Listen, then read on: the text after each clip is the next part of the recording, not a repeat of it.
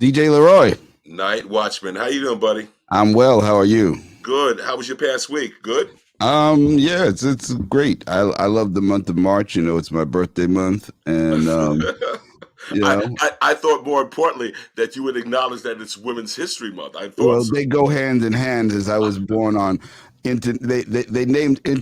chose International Women's Day to be on my birthday, so that's how I roll. Oh, Okay, okay. so Well, you know so what? I bet I want to find out about their journey because right. remember their journey is definitely unique from ours. All right. Okay, so when by they we mean the selection of I, I, super black women entrepreneurs that we have from Harlem that are gonna talk about and invoke the spirit of C.J. Walker right here I on could Soul be Lounge meaning that. Prime Time. You know what? I could be meaning that, and you know You what? better be meaning that. Get with the program. Absolutely. Well, you know what? Without further delay, please let's bring out an author, master pioneer, and texture here. Let's bring out Diane DaCosta. Bring her out. All Come on. right. Yes. Hey, good evening. How you doing? Welcome to Soul Lounge. Good evening. Good evening. Glad to be here. Excellent, excellent. You know what? Night Watchman, let's bring out a new one. You Well, know, wait. First of all, let's give her props. you Tell want her to do a you want to do little it bit now about. or Uh, later? You No, tell me. right now, right now. Okay, Let's bring them out. Tell who she is. Tell her okay. that she has a location in Harlem. Yeah. We gotta. Okay, go ahead. Diane, take it. The floor is yours. oh, okay. The floor is mine. Okay. Yes. Hi, everyone. I'm Diane DaCosta. I am a textured expert, an author, entrepreneur, and the owner of Simply Beautiful and Simply CBD right here in Harlem on 115 Edgecombe Avenue and West 140th Street. Excellent, excellent. Hey, Great. is that good, Night Watchman, or what? Yes, that was wonderful. All right. Our next entrepreneur, funny enough, you actually turned me on to this one, Night Watchman. So, you know what? Why don't you bring her out? We have a tech entrepreneur right here in Harlem, and that is Kim Gray. And What? all right. trying to get the tech stuff Ooh, going. tech difficulties here. Okay. That's what I'm here for. Kim Gray is the CEO of Uvii, Uvii. And Kim, tell us a little bit about what your company does. Hey guys, glad to Hey, be here. Glad to be with fellow Harlemites. excellent. Us, Women's Month. Every day is Women's Day for me. So, Mhm. as the CEO and founder of Uvii, which stands for Universal Video Instructional Interface, we're focused on capturing actionable data for students, for government, and just general consumers using our patented technology that uses video to help us communicate better and respond easier to capture data and important information. So I'm glad to be here, and this is going to be fun. Thanks. Excellent. Welcome. Beautiful. Okay, Night Watchman. All right. Next on deck. And you know what? Next time she comes on, we're definitely going to be asking for some samples. What do you think? Absolutely. Absolutely. Okay. And that could be none other than Miss Jessica Spaulding. Hey, Jessica. Hey, what's going on? You know what? Well, let me say in this particular household, I'm a big fan of dark chocolate. Okay, yeah, we got to make sure we get that to you. But funny enough, now you'll have to explain this, and I'll ask you later. That my uvula swells up when I eat hazelnuts. Ooh, okay. Yes, but it's offset when I have dark chocolate. Go figure. Yes, Oh, I know. well, I don't know the science behind that one. well, Jessica, tell us about who you are. I'm Jessica. I'm the founder and CEO of Harlem Chocolate Factory. We're located at 2363 Adam Clayton Powell Jr. Boulevard, right in Stravers Road between 138th and 139th. Excellent. Thank you for that, Jessica, for sure. And now, you know what? At Night Watchman, how do you not remember? Yeah, I'm putting you on blast a little bit. How do you not remember this next guest being on Soul Lounge Primetime before? Listen, I'll Go just say this: I've known this next guest since before we were doing the show, so you know. ahead. Okay. But So, she is a legend in terms of Harlem retailing. We have Princess Jenkins in the building. that's yes. And Princess, as you do know, I don't even have to tell you, my late sister was a big fan of the Brownstone. So, Princess, tell us about you. Yeah, I'm so happy to be joining you and the ladies on Soul Lounge today. My name is Princess Jenkins, and I'm the founder and visionary designer for the Brownstone Contemporary Lifestyle Boutique. The Brownstone will be celebrating our 25th anniversary this year. Yeah, we're happy about that. And the Brownstone is located at 24 East 125th Street, between two of the most fashionable streets, Fifth Avenue and Madison Avenue. There we go. There you go. Beautiful. Well, ladies, welcome. Women's History Month, very, very important. But I have to know that you didn't come out the womb being entrepreneurs, or did you? So, Diane, please tell us your journey. Well, did I or didn't I? I mean, I kind of did. I just always remember wanting to go out there and work from when I was really young. I mean, not wanting to be young. My grandmother was an entrepreneur. She was a cosmetologist as well as a real estate owner. She owned several townhouses in the Bronx. Oddly enough, when she came here from Jamaica, they landed in Harlem, of course, on 112th Street. And my parents, my father and my mother, both lived in Harlem before they got married, and so then the journey began. I originally is from the Bronx. I'm from the Bronx originally. BX baby, BX, yes. yes. And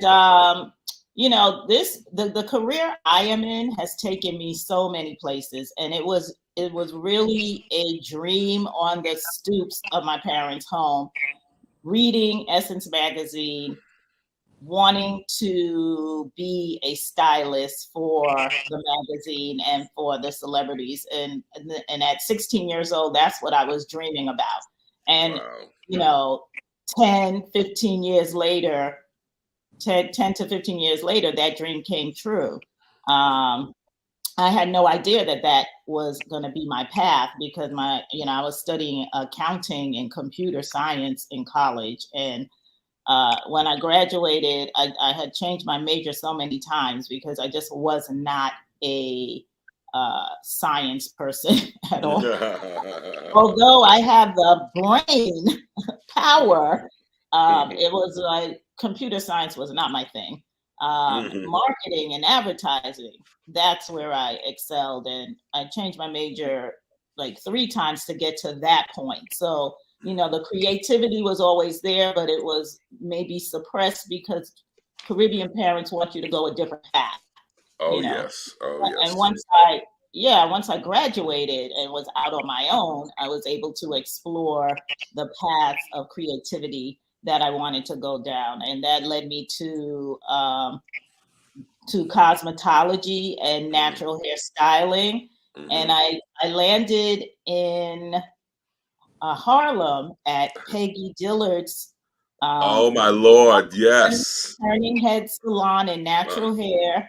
121st and Lenox Avenue. Oh yeah. That was the second location, but the first location was in the YMCA building. Oh, that's right. Yes. Yes. Okay. So that's actually where I started my career, and with Peggy and that whole atmosphere, I was actually able to be a stylist in Essence magazine. So that jump-started my career. And from there, and I really owe a big, gratitude to Peggy for, hiring me, actually. Because when I got there, I was maybe one or two years out of beauty school, And she actually, when I met her at an event, she actually said, "Oh, come to me when you graduate." Wow. Wow. I started as a braider. I was Mhm. furious because I wanted to cut. And she said, "Well, this is the only position we have." And I said, "I'll take it," you know. Nice. Nice. Yeah, so that's how I actually started the journey. Beautiful, beautiful. And see, Night Watchman, there's still hope for you, you know, in terms of your journey too. You know this, right? On that note, nope. So that's right. I'm shifting before you launch onto me. I know this. Is this how we doing today? Come on, have some respect for Madam C.J. Walker, if Oh, not for me. okay, okay. You're absolutely right. On that note, Kim, in a really a white male dominated field. Okay, I need to hear your journey. Please do tell. Well, it's so funny, like, because when you talk about entrepreneurism, I'm from Maryland, Washington D.C., and Hmm. I went to Howard University, and I told my parents, I Hate you. hate you always. But after my freshman year, I told my parents, I was like, "Look, I really want to move to New York City and be a fashion editor for a hip hop magazine." Mm. Whoa! Yeah, Wow. Okay, which yeah. Uh-huh. one? And they said, "Well, you're crazy," and I said, "Wait." And by 21, I was a fashion editor of two hip hop magazines. The Wow. first one was magazine, thank you, Mhm. independent. The first shoot I ever did was with the Roots, and Woo! Okay. Nice, that's my nice. very first. And then from there, I worked with Little Kim, I worked with Mary J. Blige, with other big name stylists and stuff. So I've always been an entrepreneur. Hmm. And then from there, I opened the first 3D 4D ultrasound center in New York. It was called Tiny Portraits 3D Imaging, and Wow. prenatal photography, 3D 4D imaging, the little teddy bears with the baby's heartbeat inside. So I've always been an entrepreneur. So creating a company that uses video to capture data about consumers and consumer information, it was pretty natural to me because I love working with people, and I always like to do new things. But in terms of it being a male-dominated industry, I mean, yeah, every conference I go to, we work with Google. We're part of their Black founders uh, Hmm. with AWS. But by and large, there's very few females, and then Hmm. very, very, very few Black females. Hmm. It's a very special case, and it's something that I've just had to get used to. And in those rooms, I try to take advantage of that, right? So if you're, at South by Southwest, or if you're at a conference and you want to ask a question and you're trying to network, usually if you raise your hand and you're the only person of color in the room, they're gonna call on you.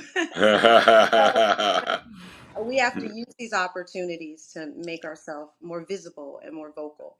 But yeah, it's something that I want to just lead by example with, and hopefully see more Black women in tech. Beautiful, beautiful. Thank you for that, Kim.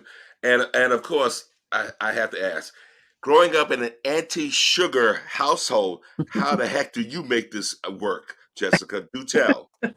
So it was my mom and dad met while they were working at a health food store, and unfortunately, when he passed away, she wanted to really raise me in the way that he wanted me to be raised, and he was strict health nut. Mm, And mm. but my mother had a chocolate vice.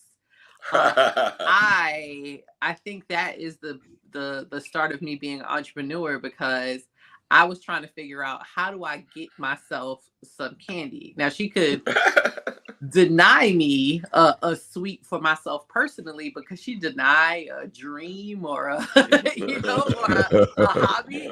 And when she saw I had an interest in chocolate, she really wanted me to understand um, quality. Because she's like, Mm. the thing that's at the store that you asking me for money for, or you keep trying to take the change from when I send you to the store, uh, she was, letting me know that there was just a higher quality. So she started to take me to chocolate shows. I started like Oh, dipping and dabbling nice. in the house. The goal was always to try to get sugar in our house. Mm. But she was like, "Oh, how much sugar does the recipe call for? A cup? Okay." I go and I get a whole pound of sugar box from the grocery store. He'd take out 1 cup and she'll say, take the bag over to the neighbor and ask them if they need some sugar. And I mean, it was just heartbreaking. Sugar away. But it really, I think it's one of the things that pushed me to understand there are all different types of ways to sweeten things. And not going through the traditional training of a chocolatier, but really like in the house with the books. Like we used to go to the library right there on 115th, 114th, and go pick up books on chocolate making, right? Nice. And, you know, when they didn't have them shipped from the 42nd Street Library and brought up so I could work on my own recipes. And I'm having to sweeten things with other items. So if it's fresh fruit or if it's vegetables. So I find it to be how we've been able to make and craft our recipes to not have all these additional sugars that the traditional places call for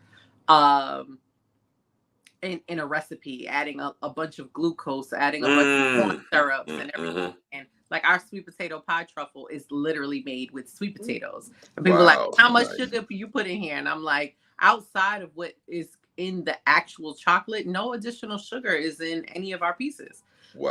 And finding different kinds of sugars to work with. So it's really the basis of flavor. And that's my kind of journey toward Harlem Chocolate Factory. Beautiful. So, now, Watchman, you are taking note that yes, you're not the only one who loves Willy Wonka, okay? And the trend continues. All right. Well, needless to say, I mentioned it earlier. My late sister's favorite boutique, the Brownstone. So, Princess, tell us the journey. I do know about FIT, but do it again. You're on mute. Hold on. Okay. There you go. I'm so inspired by the other women here and their stories and the intersectionality of my story. You know, being a young person, 13 years old, wanting to, not knowing there was anything known as the Garment Center, that I could be a designer. I saw a movie featuring Diana Ross when she starred in Mahogany. And literally, she was my mentor from 13 on. Everything she did, including wearing that white hat and that fur wrap, I did. You know, and I started my journey in the fashion industry really early. I was about 16 years old. Started in a showroom with a wonderful designer who gave me an opportunity called Vera Maxwell. That was her name. Oh, yes. She was one of the first female American designers when everybody was highlighting male European designers. It was tough being a woman in the fashion industry, having her own factory and building her own brand, but it gave me an opportunity to really see a business at every level, from production to design to showroom. And I started as a gopher, and I was such a good gopher that I became the receptionist. Then I became the stylist for the models. Then I started hiring the models. Then I started producing the show. And I had done all of that by the time I was 18 years old working with her. Wow. So I soon left her, and there was a woman who worked for her who worked for Halston. And she said, Princess, I'm going to send you on the road. And I thought, what? 18 years old. I have never been in a plane. And, she believed in me. And I did the Chicago, LA, and Dallas markets, traveled all over the country for about 3 years until I was in my early 20s. I finally left the Garment Center. I might have been 21, but I had already been in for 7 years. And I had gone to FIT at night. I couldn't get in the daytime. And I tell people, don't be discouraged. If you want to do something, do it. I could not get in the daytime. Vera Maxwell, who was my boss at the time, was friends with the president of FIT, and I still couldn't get in. Wow. And I just went, I know. So I ended up going to FIT at night, which was the best thing, man. I met the most incredible people at night, and we're still friends. So, you've seen people's journey through the fashion industry. This is also the 50th anniversary of hip hop. And little known background about Princess Jenkins, I had a makeup line in my first boutique. So I ended up doing 100 music videos as a makeup artist. Nice. So I celebrate hip hop. I'm from the Bronx. And later, I Yes. know, right? I Nice. yeah, I opened my first boutique in Brooklyn in my early 20s. I left Brooklyn and, like I said, did the music video thing as a makeup artist and was in a couple of music videos. And then I ended up living in Harlem and opening a store here. And it's been just, a wonderful 2 decades and a half. I'm in Harlem for the long run. It loves me and I love Harlem. Excellent. Excellent. Oh right. my God. So you know what, Night Watchman, we got you. We got you outnumbered. Ladies, especially if this is not Wakanda, but the BX baby. BX BX. baby, Yes. BX baby. So where having you said, where you live now, though? okay, you just had to go there. But Diane, and especially I certainly do understand West Indian parents. My mother from St. Kitts, so we know, and your peeps from the Big Island, so I know. Yeah. So tell me, in terms of, let's say you've seen all of the changes as it relates to hair, and if there's one thing that is synonymous, a Black woman's dome.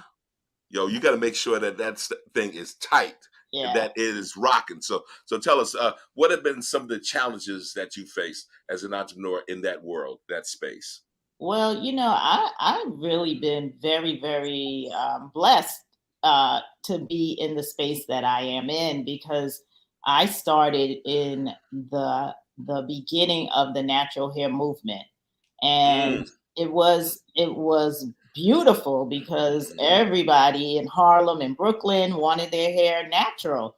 Yes. So, everybody was locking, they were wearing the high-low cuts, braids, extensions, twisting. So I started in that industry. So I was able to become an expert in the industry, working with celebrities and musicians, the Fugees, Lenny Kravitz, just so many people, and everybody wanted natural hair then, and everybody was locking. So it was a time when, it was an explosion in the beginning. And I worked at Turning Heads for over 6 years, and then I had such a huge clientele. I had like over, I think, 5,000 clients that Wow. I did in that span of time. And I was able to open up my first salon. I did go downtown to Midtown near Lincoln Center, and I opened up Diaspora, which was, multi-textured Aveda concept salon. And it was the first of its kind, actually, for Aveda to have a concept salon where we carried all of their products. But there's one thing they didn't have. They didn't have products. They had all botanicals and natural products, but they didn't have the products specifically that we needed for the coily hair. So I called Carol's daughter, and I carried all of her products in my salon. So I had both worlds meshing together, and that's what the Diaspora was all about. And that was my first salon. I've actually had 3 salons now. Simply Beautiful in Harlem is my 3rd salon. So just seeing the journey, from the beginning, the confusion of everyone trying to understand what texture is all about, the Crown Act, where we actually have to have a law stating there shouldn't be any bias in the workplace and in schools, to the YouTube sensation of the new generation understanding that, there is a place actually called salons where you can get information about texture hair and not just teaching yourself, to where we are now, which is just at the height of diversity and texture incorporated into every major brand and every product line right now. So it's very oversaturated at this point, but still is the journey of the younger generation, still trying to understand that their texture is beautiful and they could love wearing their hair in this way, it's still a challenge, still today. So Wow. that's the whole journey of texture and natural hair. Excellent, excellent. And Kim, certainly in terms of relationships, tech, education, are you having any relationships, let's say, with the New York City Department of Education for your particular service? And also, let's say, knowing that you don't necessarily have to be in a physical location like a number of these entrepreneurs here featured, are do you currently have a space in Harlem at which you work out of? Do tell. You're on mute. Silicon Harlem is where we Ah, call home, right? About beautiful, to, beautiful. to Wells. Clayton, we love him. Yes. Yeah, shout out to Clayton Banks. Uh, Hmm. and we do a lot of stuff with the community. We actually started like our first product was a student engagement platform called Uvii. Hmm. We worked with CUNY, Medgar Evers. Oh, yes, Yeah, yes. Medgar Evers was one of our first clients. And now we're working with CUNY BMI, their Black Male Initiative, and Mm, building application for them, for mentorship. So yeah, there's a lot of connection there. We are a DOE vendor. Uh, okay, beautiful, beautiful. right? So we're MWBE certified. So I'm Mm, really, really interested and this is all came out of COVID, right? So that was when mm-hmm, we really, really got a chance to test out the software virtually, because students weren't in the classroom and just having a way to engage with their peers, engage with instructors, and mostly capture that feedback. So the way our system works is you can create surveys. We have survey templates and the users can respond with video, audio, and text comments, right? mm-hmm.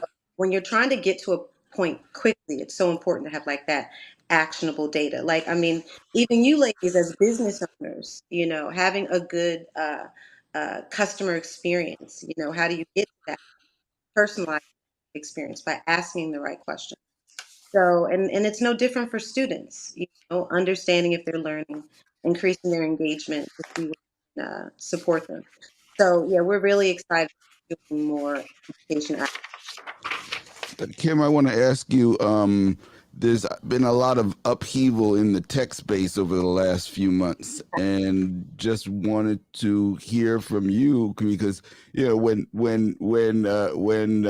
do they say when the tech space gets a cold, the black tech space are getting pneumonia. So how has the I think we're definitely going to see some fallout of like the fall of Silicon Valley Bank, which was my bank. Yes.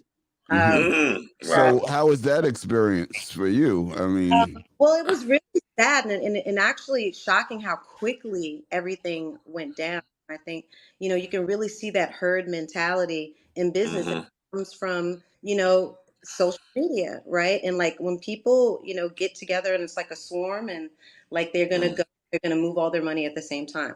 But I think we're just in a very new and like rising from the ashes type of space right now in tech with startups. Facebook's been laying off. All the big tech companies have been laying off for some time now. So I think from the ashes of this, we're going to see a lot of new opportunities. I know everybody's talking about Chat GPT, but like AI is going to be a big part of that. So the way we traditionally think about communication and what big tech means with Facebook and all these more social platforms, I think it's going to go more focused on information based and data, but really talking to, the people that you want to get information from versus like surreptitiously going around the internet and just taking people's data. mhm. Like, so I think it's going to be interesting. Now I'm at M&T Bank. So shout out. Mm. Quick pivot. All right. Yeah, you just have to diversify. Definitely want to, have your money in different places, and just very, be cautious and careful of your Yeah. investments. Yes. And like you said, thank you for that, Kim, because certainly with Fox and their narrative now, woke bank, what the heck is that? Yeah, I Who think I knows? think I think you black women entrepreneurs are the reason why the banks crashed. How we get in it? Exactly.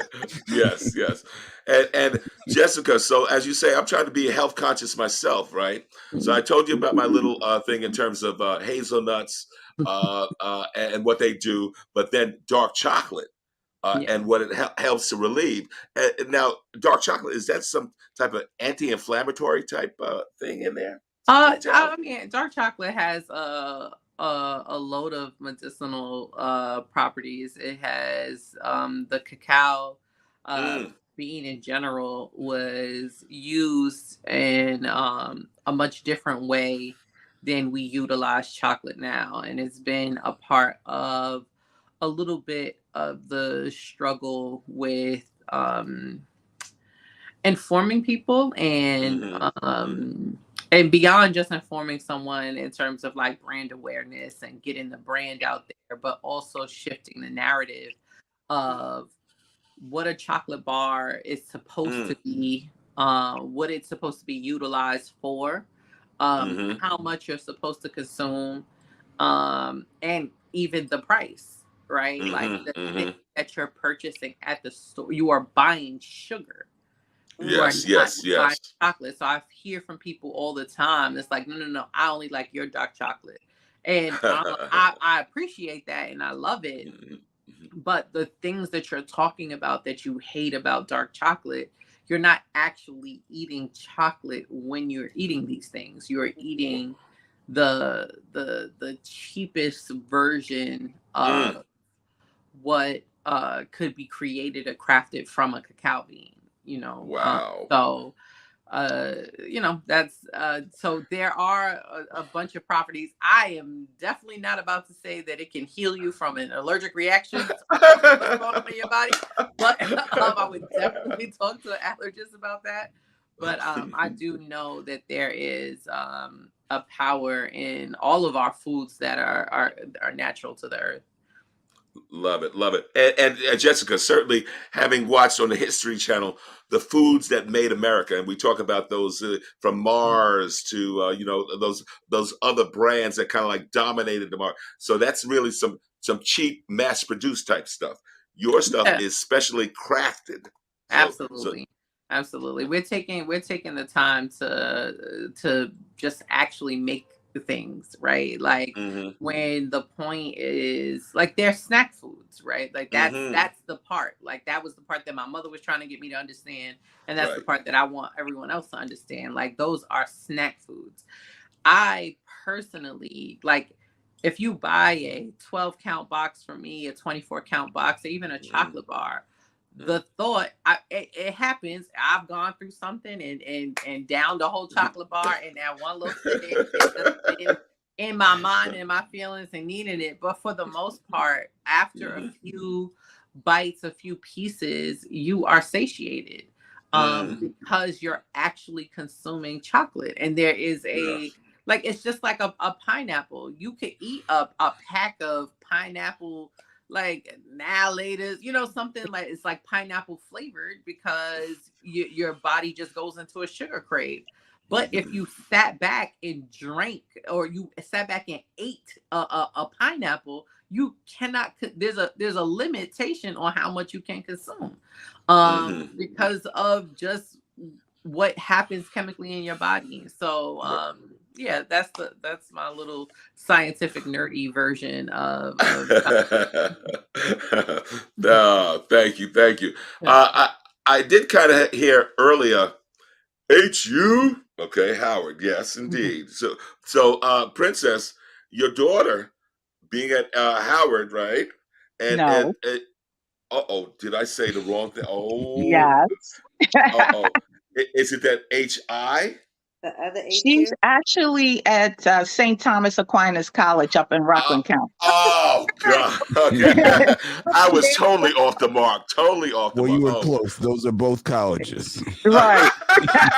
See, good one, Night Watchman. Well, tell us, has she expressed an interest in following in her mom's footsteps?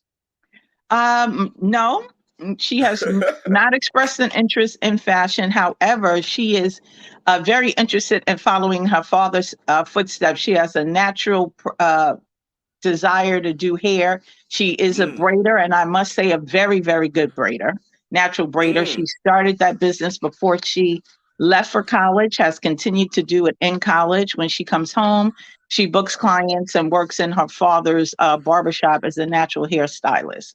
Oh my God. She went to school and wanted to be a physician assistant. That has Hmm. changed. Like most people, she's changed her major and now she's studying business and marketing, which makes perfect sense since her family owns two businesses Yeah. in Harlem. Yes. Yes, indeed. Yes, indeed. Well, well, then, Princess, in terms of the Brownstone now, um, we have looked at a couple of locations along 125, and it has changed significantly in terms of the landscape. Yeah. How have you managed to survive there?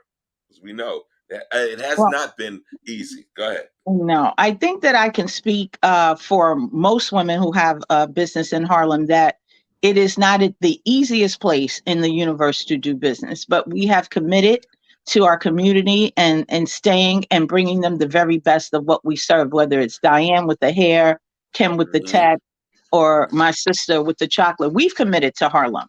And when Hmm. Harlem knows that you've committed to her, she definitely goes out of her way to commit to you. So even Hmm. though the Brownstone is a local business, we do have a national following. People come Hmm. from all over the country to shop with us.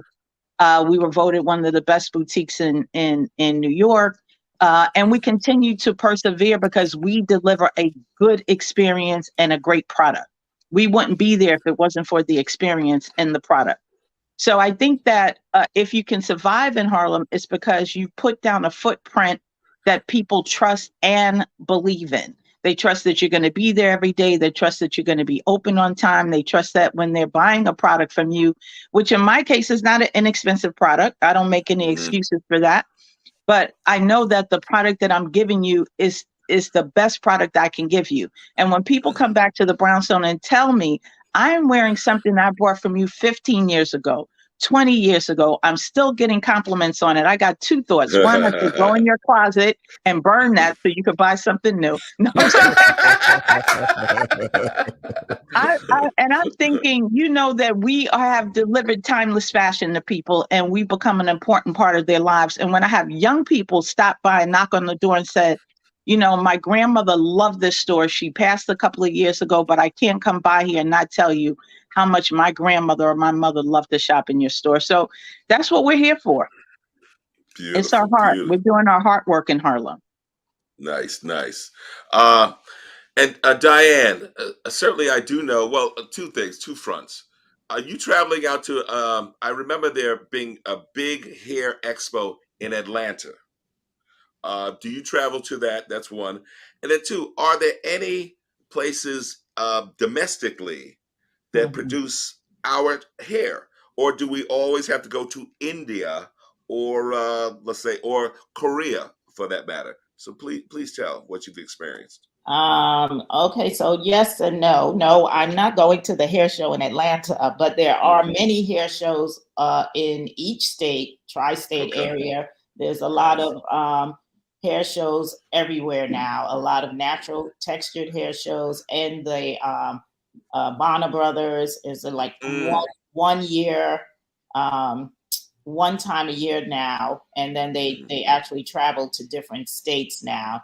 And then Nice. there's, you know, a very world, Talib Wahid has a natural hair expo once a year in Atlanta as well, Hmm. and then another experience that she does.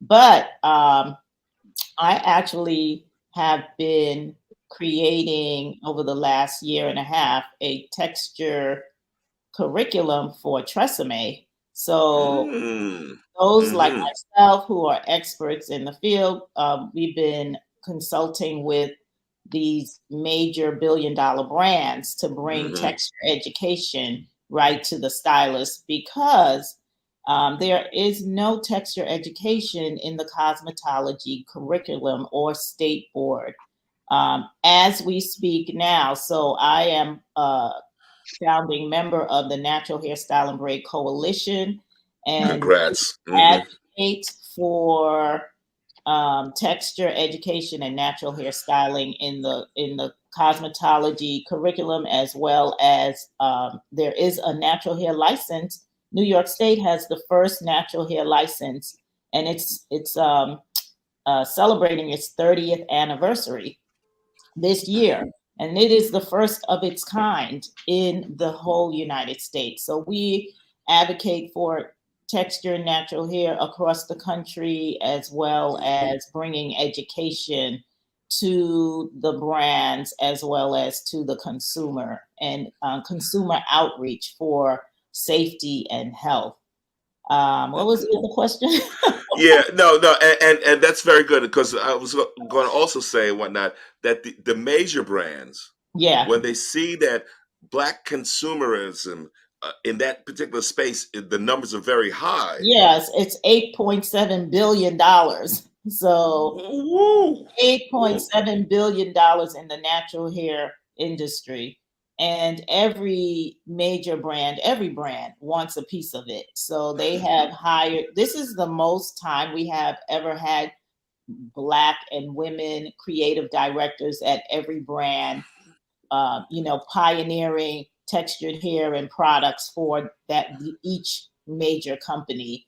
Back in the 1996 or 2000s, there were only maybe 2 brands, right? 2, 3, 4 Black-owned brands, under 10. Now there's hundreds, thousands of brands owned by women and those of color. So the explosion of the natural hair industry has afforded women and entrepreneurs to exceed and excel. That is a feat at this point. But the brand companies, those are the ones who are making most of their money off of our consumers. So we have to get in the game and stick with it, because there is a lot of money to be made in this industry, and we should be doing so, in this arena, in this space. Gotcha. And So, Diane, let me get a question in. yes, yeah. Go ahead, Night Watchman. Go ahead. Okay, so Black female entrepreneurs are the fastest growing Yes. demographic of entrepreneurs in the country right now. Yes. And so you all are veteran entrepreneurs, but clearly there's a trend that is going on now. So what would you say, because you still face the steepest uphill climb in terms of access to capital, in terms of just recognition in your various industries, what would you say to aspiring entrepreneurs right now, aspiring Black women entrepreneurs, that you could share to them to help them in their journey? Well, let me just say that, in the 30 years of being an entrepreneur and being in this business, no national or federal bank has ever given me a loan. The only places I've gotten loans are right here in Harlem from organizations, and Carver Bank is the first bank to ever give me a loan in 25 years of business. Yeah. And I've had all of my paperwork in order always. The thing is that over the last 10 years and 12 years, there has been a push to put Black entrepreneurs and business owners in the forefront. However, they did not come through with providing the loans. There was a lot of talk over the last 12 years. Yep. So the Small Business Administration at the time, and starting from the government, has always pushed that, we're going to help small business owners and Black women. But when it came down to actually allocating the funds, they were there, but we weren't getting the money, until the last, I would say, the last 3 years, and especially since the pandemic.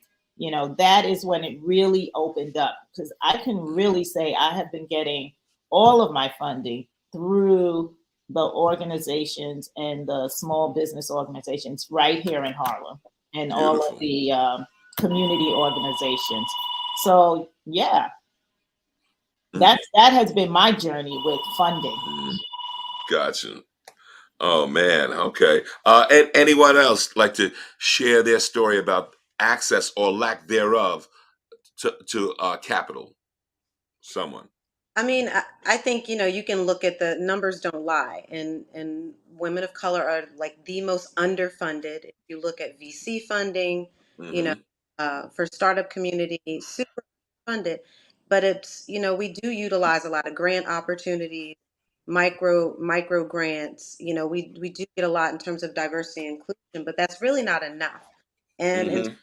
these banks, they get money from the state to invest in financial motivations for places like Harlem, and more, they focus on a lot of financial literacy, but they're really not, giving out the money, so that, Mm-hmm. there's always types of programs, actual lending, and that's why it's really important to find a great bank that's going to like take the time, uh, make your investment worth it, and actually invest in you, because I think that's what you do. If you want, but yeah, I think the best thing we can do in these situations is continue to network and continue to support each other. We do contribute a lot. You know, Mm-hmm. Beautiful. And Well, Curtis, Princess, Curtis, go ahead. yeah, you Mm-hmm. know that I have a heart for women entrepreneurs, and I started Yep. a nonprofit called Yep. Women in the Black back in the 80s. And it is true that African American women business owners are starting businesses in record numbers. What's also true is most of those businesses are going to make under $50,000 a year. What Mm-hmm. is also true is what Diane has said and what Kim has said. It's been access to capital. And Mm-hmm. now that the doors are open, they are open, but are they giving us enough capital? Whereas where I'm talking to people, I'm like, yes, the money's there, yeah, but $10,000 may not be enough. $15,000 may not be enough. We have to get to the point where not only do we get the money, but we get enough money so yeah, that we can Right. actually grow our business. I had a situation recently where I actually applied for a line, Mm-hmm. and initially there was a little issue. I walked away. They called me back. They said, now you can do a no doc line, which is no documents needed, which is great Mm-hmm. at a Wow. major bank. So things are Mm-hmm. loosening up. And when they came back with the number, it wasn't enough. And to their surprise, I turned it down. yeah, And I said the reason I turned it down was understanding now the banking system, which I didn't know as much about maybe 2 or 3 years ago. So, for Mm-hmm. example, if they give you maybe a $40,000 line, right? Mm-hmm. Mm-hmm. But you need to use $40,000, like yeah, that's That. what you need. When you actually go and use the $40,000, now you look like a risk because you've used your whole line.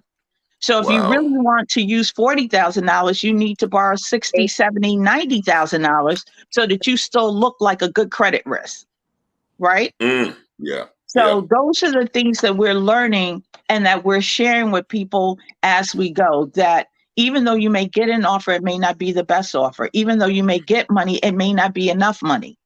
So those are all the things that we must look at and continue to share with women business owners while accessing the capital, while of course educating them, while of course working on our personal credit, which most people don't know is so tied and tethered to your business credit.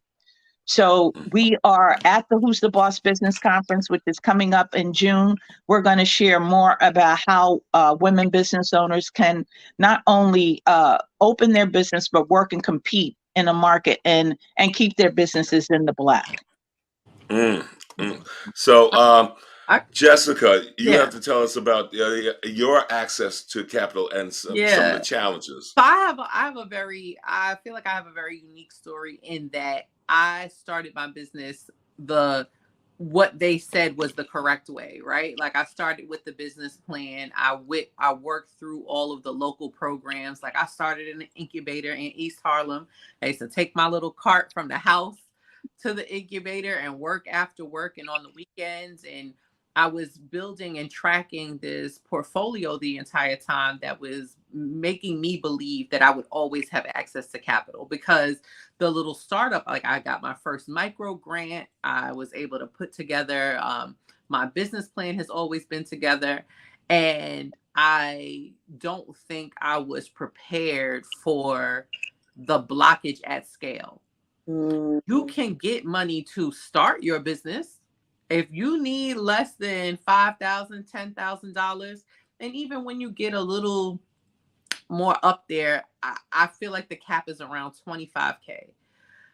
There's a whole bunch put into Black women starting businesses, but not enough gone into scaling businesses.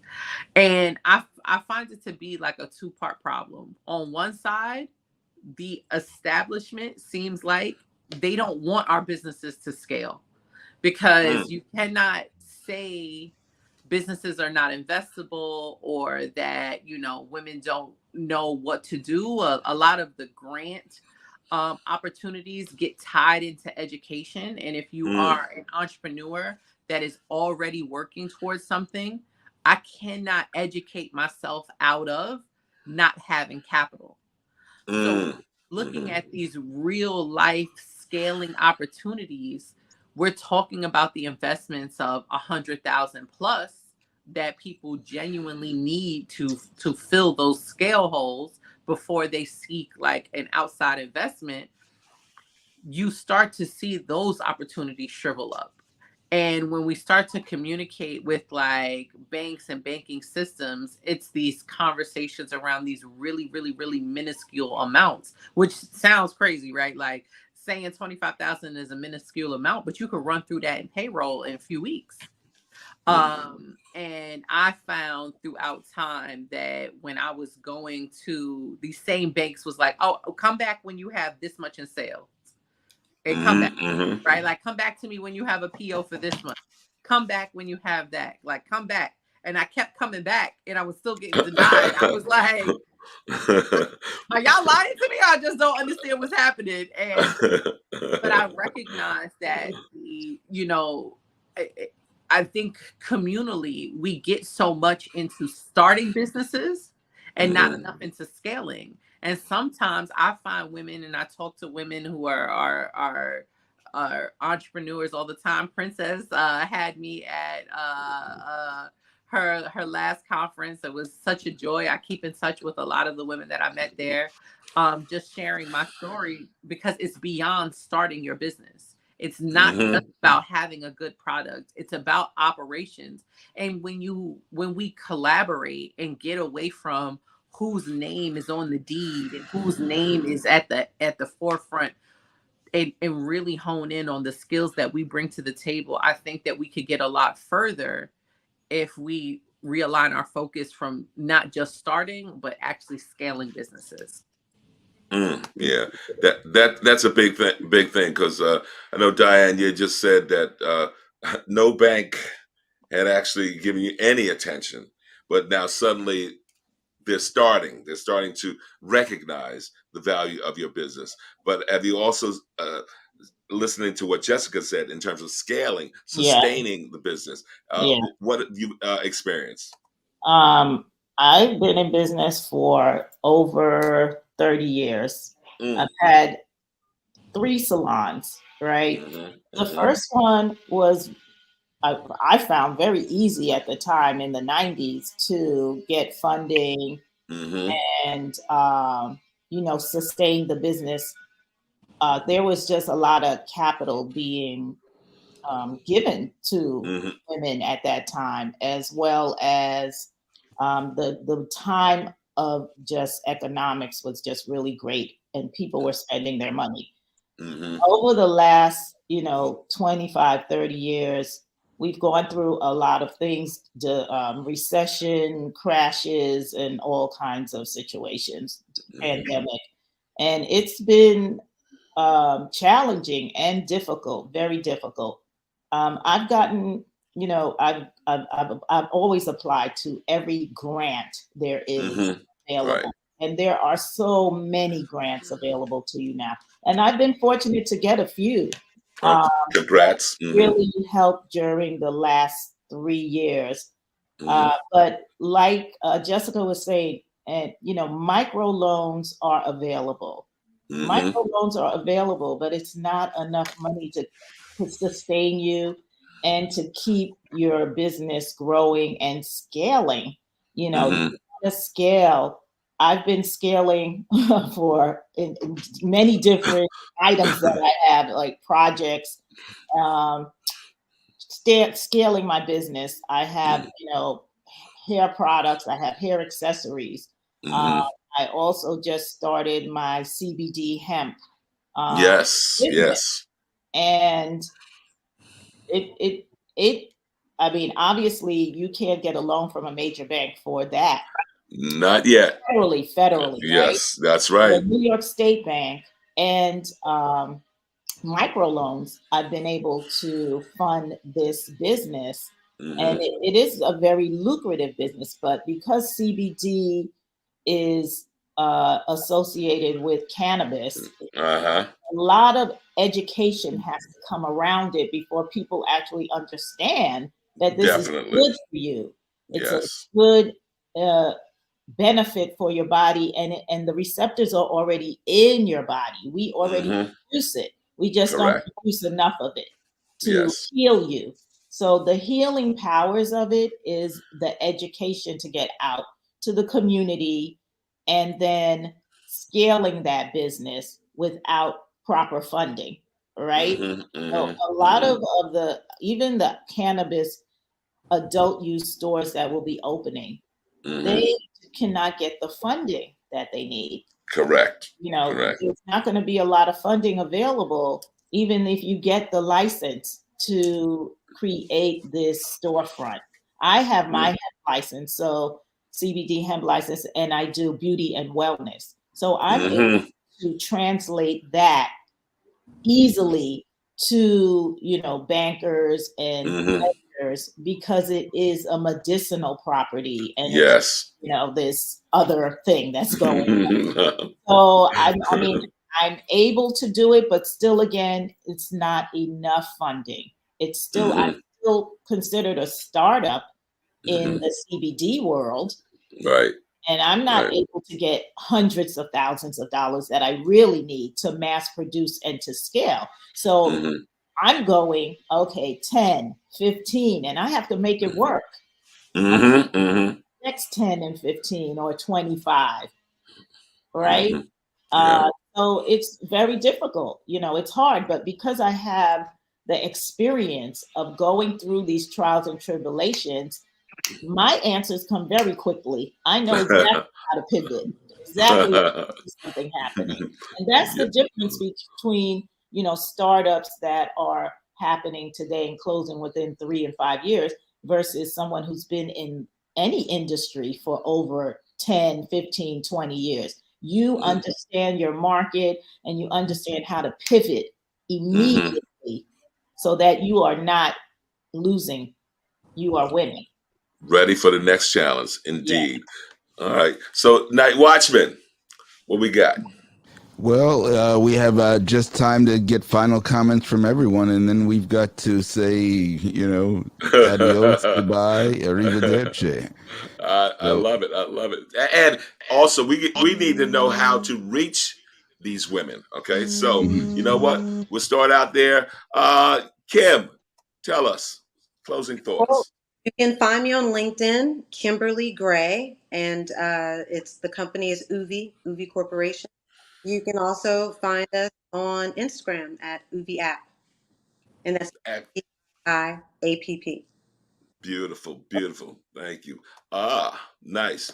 Jessica, where do I find you? Hey, you can find me physically at Harlem Chocolate Factory. Well, I'm not there as much anymore, but we're at Harlem Chocolate Factory. You can hit us up on harlemchocolatefactory.com, Instagram at Harlem Chocolate Factory. We're a whole bunch of places, and whenever you need a chocolate fix. And of course, what I heard from Diane, I wonder, are you infusing any chocolates with CBD? Just checking. Oh, that's going to be a different business, baby. Okay. I love it. Love it. Don't give Thank away you. the secrets. And of course, Princess, because of Diane, once again, what about any hemp clothing? Well, actually, we do hemp and cotton clothing already. Uh-huh. There you Yeah, go. in the summertime. But we're at the Brownstone. The Brownstone is at 24 East 125th Street between 5th and Madison Avenue. On Facebook and Instagram, it's the Brownstone Woman. And our website is thebrownstonewoman.com. Excellent. Excellent. And of course, close it out for us, Diane. Okay, yes, I'm at Simply Beautiful Brand, simplybeautiful.com, and IG is Simply Beautiful Brands as well. And we are located at 115 Edgecombe Avenue. And we are a full service salon and brow boutique, as well as we have a full line of CBD, beauty and wellness. From 85% of our products are women owned and Black women products. And Yes. we have a line of Simply Beautiful infused hemp and herbal teas. So you can come by and see us there. And for all of your relief of pain, relaxation. It works, ladies and gentlemen. It works. Beautiful, beautiful, beautiful. So, Night Watchman, take us home, buddy. All right. Well, you've been listening to Soul Lounge Primetime on WHCR 90.3 FM, the voice of Harlem. We are live streaming on YouTube and Facebook. You can always find us on Monday evenings, 7 o'clock on the radio, 8 o'clock on those channels. And you can also check us out on your favorite podcast platforms as well. We want to thank this excellent group of entrepreneurs. Yes. CJ Walker would be proud to see what's happening 100 years later in her favorite town of Harlem. So we thank you for joining us, and check back with us next Monday when we will have another great conversation. We can't tell you now who it is because it's a secret. Ladies, thank you so much. This was excellent. Excellent. Give it up. Night Watchman.